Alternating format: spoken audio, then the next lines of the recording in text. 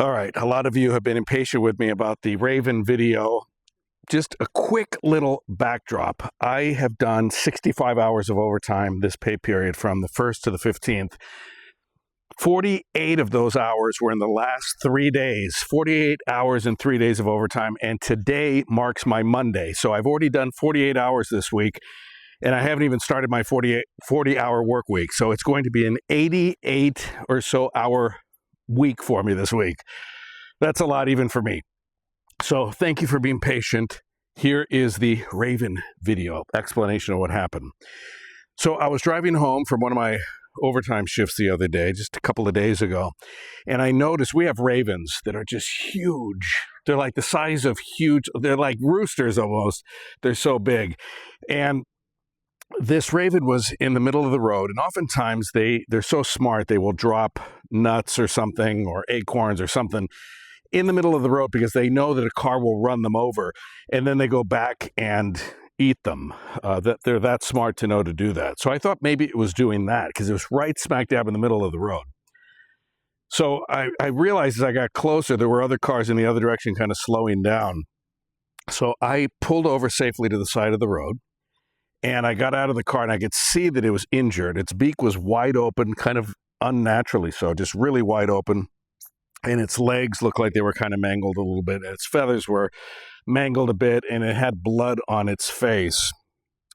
So I went back to the car and still had some clean towels from a camping trip that I went on a few weeks back with the kids. So I grabbed the towel and I scooped it up in my arms, and it let me pick it up, didn't fight me or anything. This thing was really, really injured, it looked like. Now, some of you may or may not know my love for crows and ravens. I really do believe they're my spirit animal. I've always wanted to be so close to one as to be able to pet it, touch it, hold it. And I'm envious of all these videos I see on TikTok and social media of people befriending crows and ravens. I've gotten close, but never been able to do it. So I'm picking up this raven, and I'm thinking, I wish the circumstances were better because it's obviously hurt.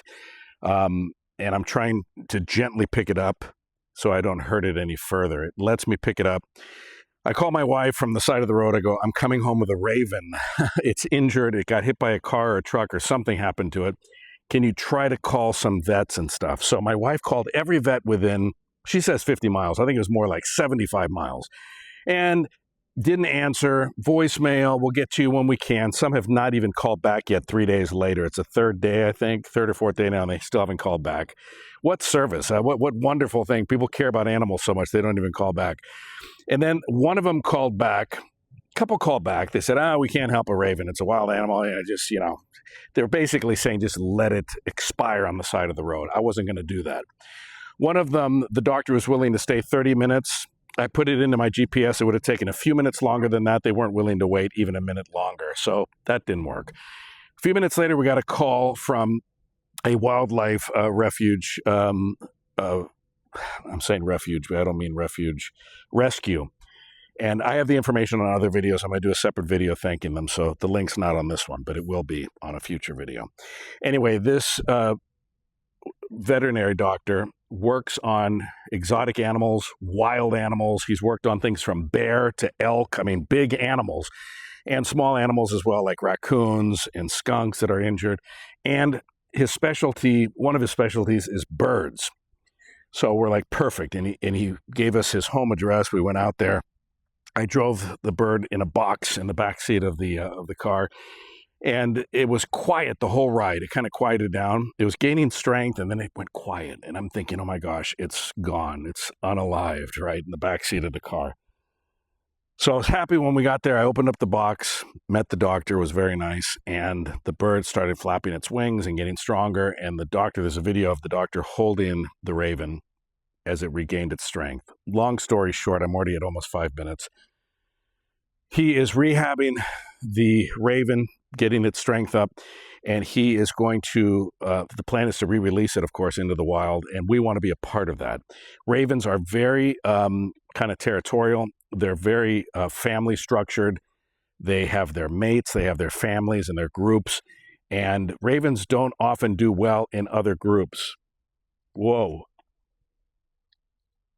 Oh my gosh, Athena, you scared me. It's our cat. I didn't know what it was. It was like moving through.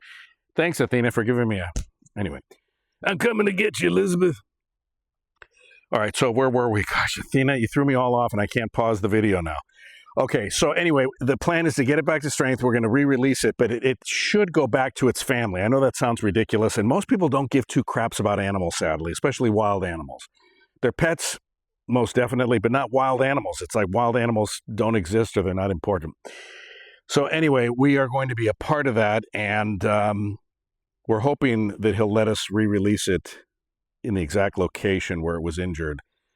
One thing that was amazing and heartbreaking all at once was that the family of ravens, this group, this neighborhood of ravens, they were circling overhead, and they saw me pick it up, and they were squawking real loud, and I don't know what they were saying to each other, but I think it was probably a combination of sadness, incredulity, shock. They didn't know what had happened, but if you think for a second that these animals aren't smart enough to figure out when one of theirs is injured or has passed on, you're mistaken. They actually show signs of mourning the loss of their fellow ravens.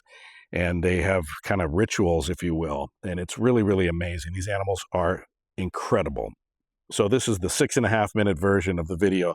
If you stayed till the end, you cared enough. Those of you who have like attention spans of gnats, I can't help you. You probably quit 30 seconds into this video. But thank you for making it to the end. The raven is doing very, very well. And this doctor was amazing. I can't tout his services enough and his kindness enough, and I'll do a whole video telling you how you can donate to his rescue, okay?